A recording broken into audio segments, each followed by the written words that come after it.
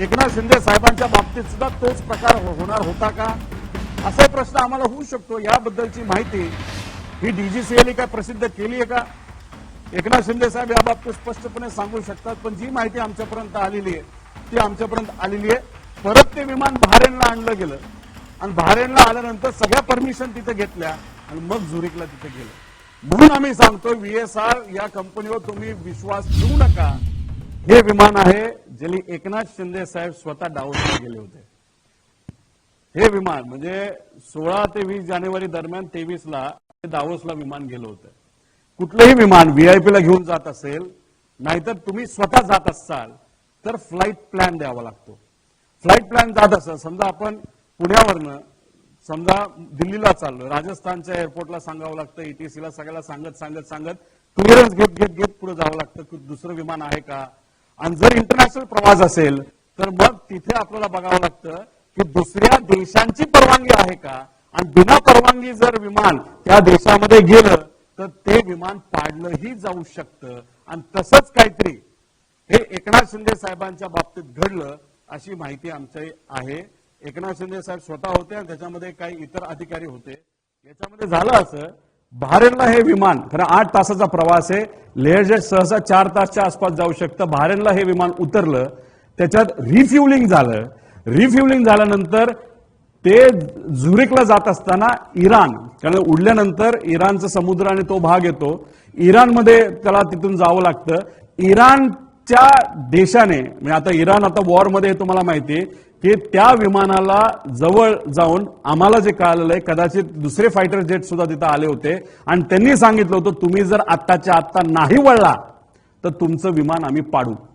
हे इराणच्या एअर डिफेन्सली त्या ठिकाणी सांगितलं होतं. त्याच्यात कोण बसलं होतं? एकनाथ शिंदे साहेब बसले होते. मग इराणवरनं ते इराकच्या साईडला गेलं, इराकनी सुद्धा हेच केलं. मग आता याच्यामध्ये 2 गोष्टी आहेत. मग अजितदादांच्या बाबतीत जे घडलं ते भारतात घडलं, महाराष्ट्रात घडलं, ते बारामतीत घडलं. मग या बाबतीत इंटरनॅशनल ग्राउंडला VSRला हाताशी धरून, नाहीतर VSR स्वतः दुर्लक्ष केल्यामुळे नाही तर मुद्दामून एकनाथ शिंदे साहेबांच्या बाबतीत सुद्धा तोच प्रकार होणार होता का, असा प्रश्न आम्हाला होऊ शकतो. याबद्दलची माहिती ही डीजीसीएने काय प्रसिद्ध केली आहे का? एकनाथ शिंदे साहेब याबाबतीत स्पष्टपणे सांगू शकतात. पण जी माहिती आमच्यापर्यंत आलेली आहे ती आमच्यापर्यंत आलेली आहे. परत ते विमान बहारेनला आणलं गेलं आणि बहारेनला आल्यानंतर सगळ्या परमिशन तिथे घेतल्या आणि मग झुरिकला तिथे गेलं.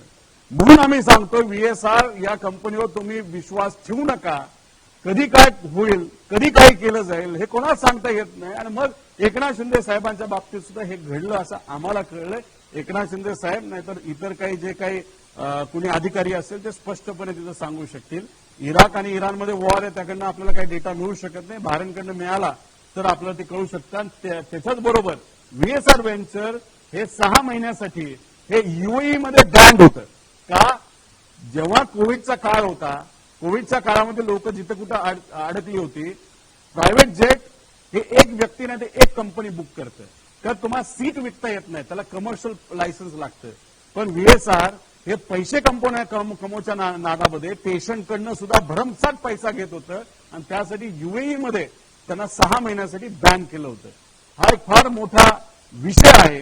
VIP ते सुद्धा महाराष्ट्राचे VIP मुख्यमंत्री होते एकनाथ शिंदे साहेब, त्यांच्या बाबतीत सुद्धा VSRने असंच हलगर्जीपणा नाहीतर मुद्दामून काय अशा गोष्टी केल्या असं आमचं सगळ्यांचं त्या ठिकाणी मत आहे. पुढे हे 2 विमान आम्ही का म्हणतो इन्व्हेस्टिगेशन लवकर करा.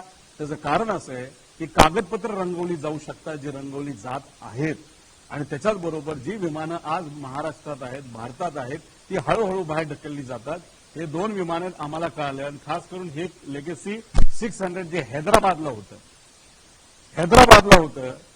म्हणजे जिथं आंध्र प्रदेशमध्ये होतं, ते कोणाकडे होतं काय होतं याच्या खोलात जाणार नाही. ते विमान आता आम्हाला जे कळालेलं आहे ते आता सॅन मरिनो USA ला हे ट्रान्सफर करण्यात आलेलं आहे ऍक्सिडेंट नंतर आणि आपल्या प्रेस कॉन्फरन्स घेतल्यानंतर. म्हणजे हळूहळू कागद तर रंगवले जातात पण धंदा सुद्धा शिफ्ट करण्याचं काम तिथं सुरू झालंय असं आपल्याला म्हणावं लागेल. आणि जर तुम्ही चोर नसालच घाबरता कशाला, पण चोरच घाबरू शकतो हे आपल्या सगळ्यांना तिथं माहिती आहे. पुढे आता ह्याच्यात आम्हाला VK सिंगचा त्याच्यामध्ये फोन आला होता. आम्ही यांचा जो हँडलर आहे, जो नाव काय, दीपक बोरकर, नंबर आहे, कोणाला चेक करायचा असेल तर त्याला काल 10:14 आम्ही तिथं फोन केला आणि लगेच 10:46 व्हीके सिंगचा आमच्या त्या माणसाला फोन आला. त्याला असं वाटलं की तो कुठला ते पत्रकार आहे का आणि काय, आणि बरंच काय 2 मिनिटं तो बोलत होता. त्यातले काही छोटे विषय मी फक्त तुम्हाला सांगतो.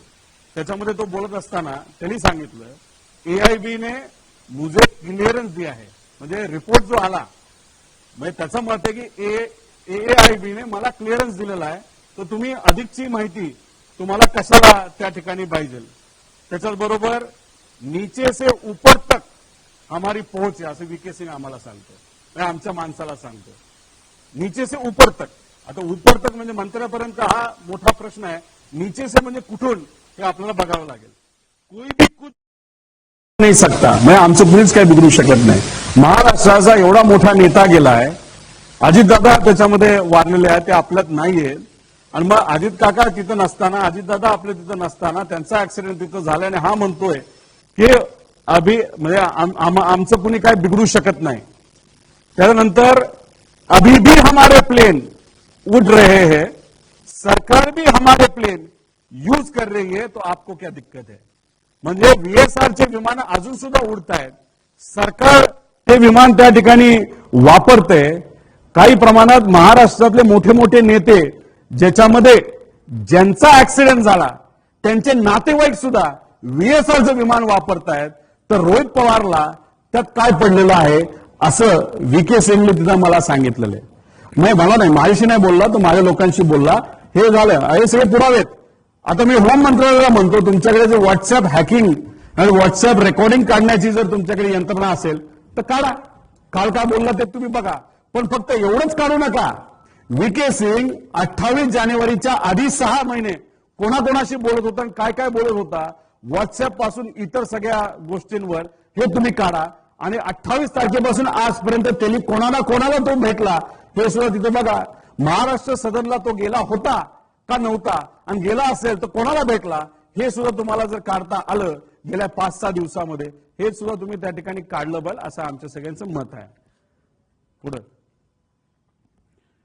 एवढी हिंमत कुठून येते.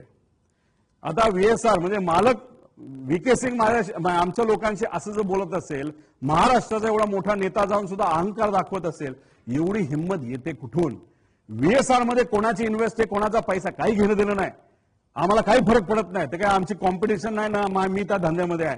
ते डुबलं तरी चालेल, चाललं तरी चालेल. विषय एवढाच आहे की दादांचा अपघात ज्या विमानात झाला ते व्हीएसआरच्या मालकीचं होतं, आणि मग आम्ही एफआयआर करा एवढं सांगतोय तरी एफआयआर आमचा घेतला जात नाही. आम्ही फार सगळे पुरावे देऊन सुद्धा आमची अपेक्षा होती एआयबीकडनं चांगला तपासून तो त्याच्यामध्ये घेतलाय, दखल कुणीच घेत नाही. सीआयडीकडे केस गेली, सीआयडी फक्त म्हणते प्रगतीपथावर आहे, आणि सीबीआयकडे देऊन 18 दिवस झाले. सुशांत सिंगच्या बाबतीत बिहार सरकारच्या मुख्यमंत्र्यांनी सांगितल्यानंतर 2 दिवसात सीबीआयने सगळं प्रकरण हातामध्ये घेतलं, आणि अजितदादा जाऊन महिना होऊन सुद्धा आणि त्यांच्या पक्षाने सांगून 14 दिवस होऊन सुद्धा जर सीबीआय अजूनपर्यंत हा तपास हातात घेत नसेल तर ह्याला आपण काय म्हणणार. आम्ही एफआयआर का करा असं म्हणत होतो, त्याचं मुख्य कारण ते जे कोणी जबाबदार आहे, जे आम्हाला वाटतं त्या इन्व्हेस्टिगेशन त्याचा एक तो भाग झाला पाहिजे. इन्व्हेस्टिगेशन केल्यानंतर त्यात काहीच नाही झालं तर आमच्यावर कारवाई करा, आम्ही थोडी कुठे घाबरतोय. पण इन्व्हेस्टिगेशन करत असताना सगळ्याच गोष्टीकडे बघितलं पाहिजे असं आमचं मत आहे. पण मग एवढी हिंमत व्हीएसआर मध्ये काय येते ह्याच्या खोलात जर तुम्ही गेलात तर ते तुम्ही बघाल. पुढं याच्यामध्ये बघा, श्वेता सिंग कोण हे मी मुद्दा तिथं मांडला होता. आता यांची 10 वर्षाची टर्म ही संपली होती. एक तर त्या पदावर आहेत ती संपून सुद्धा 5 वर्षाचं त्यांना एक्सटेन्शन मिळालं. त्यासाठी खास बाब म्हणून तिथं एक वेगळा जीआर हा डीजीसीएल तिथं काढला आणि त्यांना तिथं मदत केली. आणि त्यांच्याबद्दल अनेक जे एअर इंडियाचे वगैरे जे काही हे आहेत पायलट आहेत, खास करून अहमदाबादमध्ये जो ऍक्सिडेंट झाला त्यांच्या अनेक लोकांनी आक्षेप घेतलेत, पण मी नंतर त्या बाबतीत त्या ठिकाणी सांगेल. मनीष कुमार हे आम्हाला आलेली माहिती आहे, ती खरी खोटी आपल्याला बघावं लागेल. मनीष कुमार जे आहेत ते जॉईंट डिरेक्टर डीजीसीए आहेत. त्यांचं घर हे व्हीके सिंगने बांधून दिलं असं आम्हाला कळालेलं आहे. पगार किती असतो डीजीसीएच्या अधिकाऱ्यांचा हात काय सिद्ध आहे. मग एवढं मोठं घर बांधलं असेल तर ते बांधलं कसं, अपॉर्च्युनेट रेशो जर आपण त्याच्यामध्ये बघितला असेटचा, याच्यावरनं काय गोष्टी आपल्याला कळणार आहे हे आम्हाला माहिती कळली आहे. मग अशा पद्धतीने जर डीजीसीए जर व्हीएसआर बरोबर असेल आणि डीजीसीएचेच अधिकारी व्हीएसआरला वाचवत असतील, म्हणजे व्हीएसआर पण जबाबदार आणि डीजीसीए पण जबाबदार म्हणून दोघांवर कारवाई व्हावी अशी भूमिका आमची त्याच्यामध्ये एफआयआर मध्ये होती. पुढे आता बघा, एक दुसरं सुरुवातीला गेल्या काही दिवसांपूर्वी एक वेगळी लिंक मी दाखवली होती, वेगळी लिंक तुम्हाला दाखवतो आणि याच्या पुढे जाऊन सुद्धा अनेक लिंक आहेत, पण मला अजून खोलात जायचं नाही. त्यामुळे जे कोणी जर दबाव आणत असतील त्यांना एवढीच विनंती आहे, आमचं काही तुमच्या इन्व्हेस्टमेंटची घेणं देणं नाही. तुमचा पैसा हा लेजिटिमेट आहे का तुम्ही हवाला कंपनीतून आणला ह्याचंही आम्हाला काही घेणं देणं नाही. आम्हाला फक्त एका गोष्टीचं घेणं देणं आहे की महाराष्ट्राचा मोठा नेता या अपघातात दुर्दैवी मृत्युमुखी त्या ठिकाणी पडलेला आहे, त्यांना न्याय मिळणं हे आमच्या सर्वांसाठी महत्वाचं आहे आणि इन्व्हेस्टिगेशन योग्य पद्धतीने होणं हे महत्वाचं आहे. आणि याच्यात जर बघितलं, व्हीके सिंग, सिमी सिंग हे शेअर होल्डर आहेत, पण विस्ता सेल्स मध्ये प्रेफरन्स शेअर्स कोणाचे, या व्हीएसआर व्हेंचरमध्ये प्रेफरन्स शेअर 90 लाख शेअर्स कोणाचे आहेत, तर विस्ता सेलचे आहेत. आता विस्ता सेलमध्ये दोन प्रमुख कंपन्या, अमुजा विनकॉम आणि लंबोदर वाणिज्य, या दोन्ही विस्ता सेलच्या 96% विस्ता सेलमध्ये या दोन कंपन्याचं त्याच्यामध्ये इन्व्हेस्टमेंट आहे.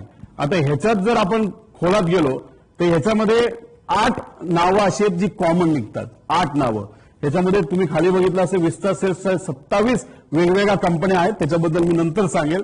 याच्यामध्ये 8 नावं कॉमन निघतात. ह्याच्यात महेंद्र कुमार गोयंका या नावावर तुम्ही थोडंसं लक्ष द्या. महेंद्र कुमार गोयंका हे या कंपन्यांमध्ये डिरेक्टर आहेत. म्हणजे याच्यामध्ये आतिशा कन्स्ट्रक्शन प्रायव्हेट लिमिटेड आणि सायना स्टील्स प्रायव्हेट लिमिटेड. आता या कंपनीमध्ये जर अजून खोलामध्ये आपण गेलो तर संजय पाठक नावाची एक व्यक्ती, जे मध्य प्रदेशचे भाजपचे एक आमदार आहेत, अतिशय श्रीमंत आमदार आहेत, तुम्ही बघा ते डिटेल्स काढा, ह्यांचं एक रिलेशन दिसतं. आणि ह्यांच्या ज्या कंपन्या आहेत, या कंपन्या जर आपण खोलात जाऊन बघितलं तर ह्याच्यामध्ये या संजय पाठकचे मुलगा हा डायरेक्टर म्हणून आहे. आता ह्याच्यात तुम्ही पुढे गेला, पुढे घ्या. आता ह्याच्यामध्ये हे आहेत संजय पाठक, ह्यांच्याबद्दलच्या बातम्या तुम्ही ऐका. ह्याच्यामध्ये 242 कोटीचं विमान त्यांनी घेतलं. आता ते कोणाच्या नावावर बघावं लागेल, व्हीएसआर का कोणाचं, तर ती माहिती आम्हाला माहित नाही. आता ती इन्व्हेस्टिगेशनने बघा. म्हणजे एवढी मोठी माणसं जर व्हीएसआरच्या पाठीमागे असतील